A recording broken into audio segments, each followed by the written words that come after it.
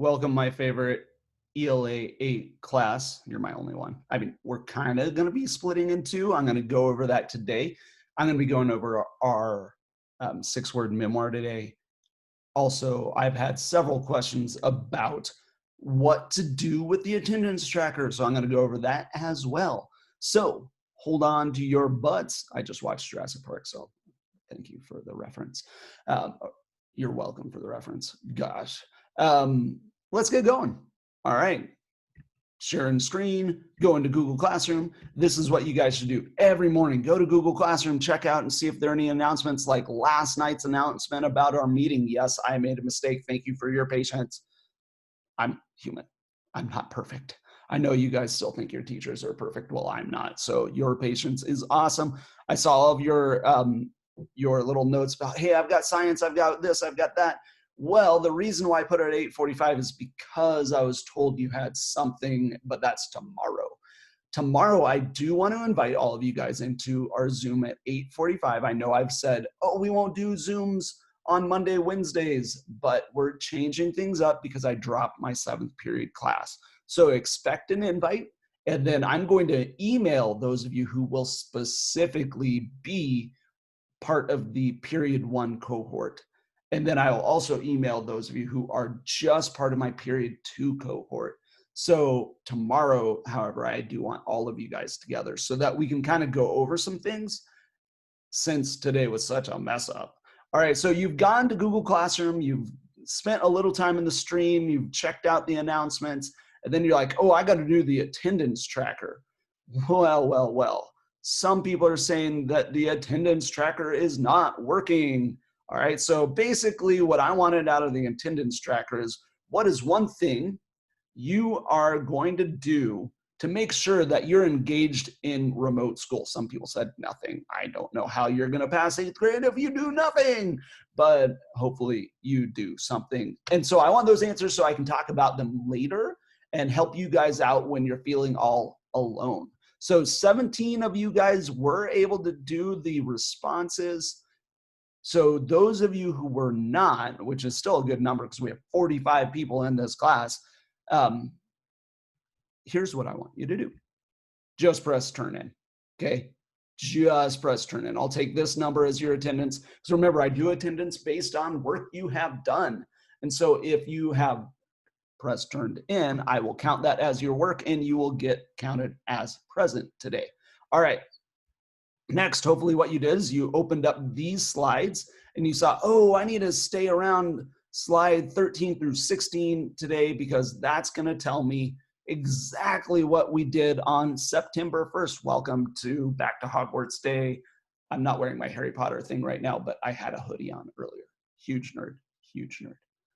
Love Harry Potter. All right, enough about me. Here's what we're doing in class. I'm going to take you to our slides. So you see today's slide, welcome and warm-ups. I'm going to go over that virtually for you guys. It's going to be part of the video.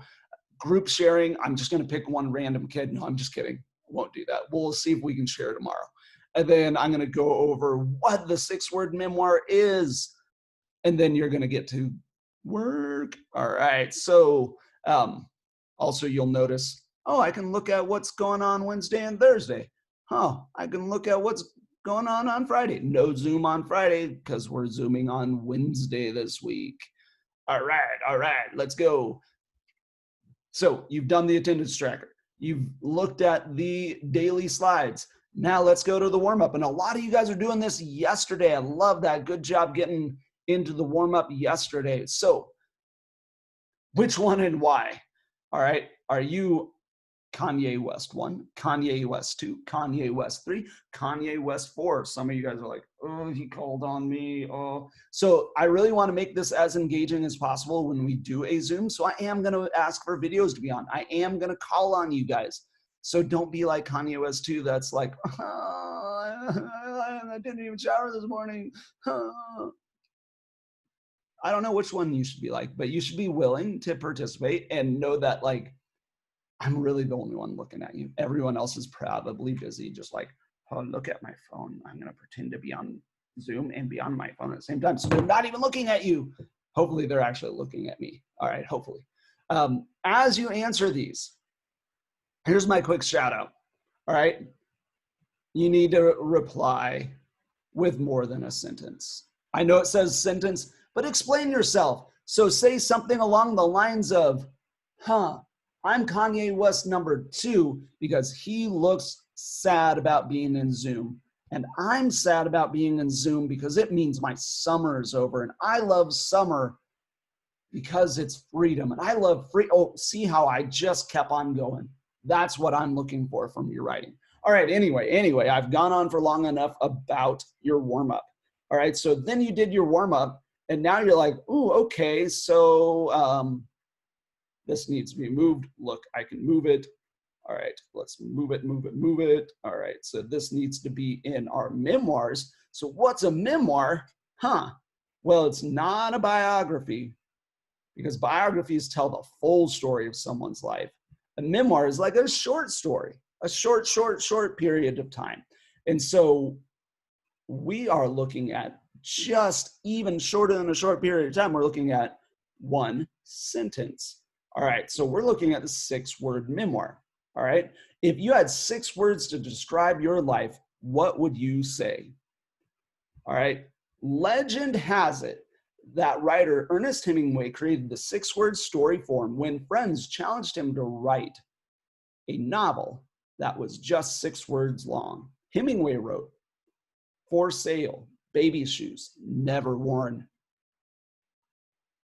Let that sink in. There's so much there. Did the baby die before it was born? Did someone steal the baby and the parents were left with shoes? Did someone steal the shoes and never had a baby? Why would you steal shoes? Why would you steal a baby? So many questions. And that's what makes a good story. Is what Hemingway wrote a story, does it have a puzzle to solve? Are you like, why would someone do that? Why are those shoes for sale? Why did no one? That's what you want out of a good story. You need characters, someone selling something, emotional or sensory details where you feel it, you touch it, you taste it. Feel, touch, same thing. Yeah. You hear it. The 5 senses. You see dead people, 6. Has a plot. So it starts off with something, and then there's some sort of event that makes everything difficult, and your character's trying to get back to normal. Has a theme of loss, for sale, baby shoes, never worn. That's loss. So my wife and I have been selling things lately because we're trying to earn a little extra money. So we've been selling some of our old bookshelves and all of that. Well, you only sell things if you're ready to let them go. And so maybe this person's ready to let these shoes go, or they can't have them around. So skip this guy. So I would say, yes, his 6-word story has all of that. Characters, plot, emotion, and theme are all implied, not directly stated. So you don't have to directly state, here's my character, here's my plot. The emotion is sad. You can imply them. All right, it's implied that it's sad because someone's selling baby shoes that were never worn. Things that are implied are things that we read and go, I think that he's saying he's sad. It's us using our brains. Often saying less actually helps us say more. And so Hemingway says so little that all of a sudden we're like, I think this is what's going on. I think that he killed his baby and now is selling the shoes for drug money. But if he'd said that in 25 words, we would have no mystery. Or think of if he had said that in 50 words, we'd know even more that it wasn't a deadbeat dad that killed the baby and is selling the shoes. We'd find out that the mom died in childbirth and the dad is devastated and needs to sell his shoes because he can't stand to look at them. Or 100 words and we find out so much more. And so saying less actually helps us say more. And so as we read the 6-word stories on the following slides, ask yourself, does it make me feel? Does it have plot, character, sensory or emotional details, a puzzle to solve, a theme? More importantly, most importantly even, ask yourself, how does the writer intentionally create these things? So I'm going to pick out a couple of my favorite. I can't keep my own secrets. You guys all know that type of person. They're like, oh, I probably shouldn't be sharing this, but this morning and then they, oh, wow. I put my heart back together. Oh, that's awesome. Us Against the World, starting now. Oh, that's like your ride and die, your BFF for life. This one, Born a Twin, graduated an only child. Paramedics finished her text. I love you. All of these, so deep. I found my mother's suicide note. So not all of yours have to be like the most depressing things ever. They don't have to make the reader feel sad. They could be funny, but these are powerful. All right. These are ones written by Jefferson students. Never had the chance to say what? I hide behind my mean personality. My second grade teacher was right. So now that you have an understanding of the characteristics of a 6-word memoir, please complete the assignment in the Google Classroom called Drafts, 6-word memoirs. Remember, 6-word memoirs are exactly 6 words. They tell a story, create a strong mood, cause an emotional response in the reader. So let's go back to Google Classroom. Here's where you find the drafts, all right? So you need to follow the directions and create 3 rough drafts, all right? You guys remember March 13th of this last year, the last day we had in-person learning for normal? It's a great one. Sadness, definition, empty classrooms, papers unturned. Everyone okay out there? Please respond. That's how I felt much of last spring, okay? So create your own. Remember, follow these guidelines, these tips. All right, if you want to go above and beyond, here's what you can do. So this year for honors, instead of having a single class, we're kind of giving everybody the ability to go there on their own inside of every class.